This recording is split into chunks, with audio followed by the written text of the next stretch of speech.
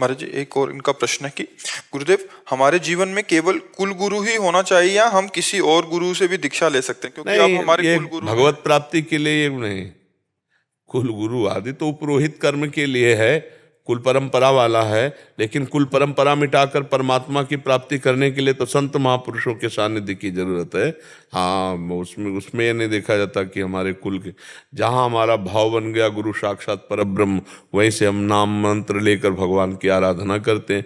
कुल गुरु आदि जो है परंपरा, वो एक पुरोहित पद है, कोई उससे भगवत प्राप्ति का लेना देना नहीं, उससे धर्म की पूर्ति के लिए है।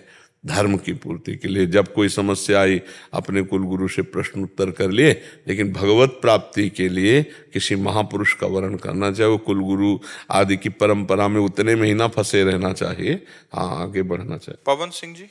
राधा वल्लभ श्री हरिवंश महाराज जी, आपके चरणों में कोटि कोटि प्रणाम। महाराज जी, क्या पारिवारिक जनों को सही बात बताना गलत है?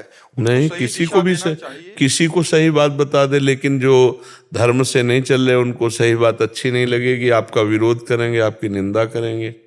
पर अपने को बता देना चाहिए, वो माने चाहे ना माने, समझ रहे? जैसे वो धार्मिक थी हैं, लेकिन क्या होता है कि जैसे वो कुछ प्रपंच की बातें कर रहे हैं या फिर परनिंदा कर रहे हैं, तब उनको बोलते हैं ना तो वो फिर नाराज हो जाते हैं। हाँ, वही तो ये धर्म कौन सा है?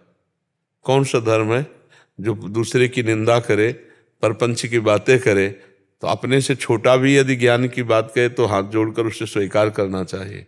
देखो, अवस्था में सबसे छोटे से सुखदेव जी महाराज, वहाँ बड़े बड़े ब्रह्म ऋषि 10-10 हजार वर्ष, 50-50 हजार वर्ष के बैठे थे, लेकिन सुखदेव जी आए तो सब खड़े हो गए, क्योंकि ब्रह्म ज्ञान में वो बहुत श्रेष्ठ थे। तो ज्ञान में अवस्था नहीं देखी जाती। तो मान लो आपके बुजुर्ग जन हो या जो भी हो, अगर आप सही उनको उपदेश करते हैं कि पराई निंदा नहीं करनी चाहिए, जितनी देर प्रपंच की बात कर रहे हो उतनी देर भगवान का नाम जप करो, तो उनको बुरा लगेगा, क्योंकि वास्तविक वो धर्म में नहीं है।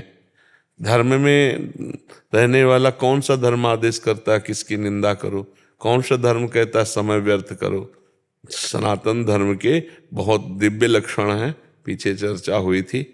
तो भगवान के और धर्म के स्वरूप एक ही है, भगवान ही सनातन है और धर्म ही सनातन भगवान का स्वरूप है।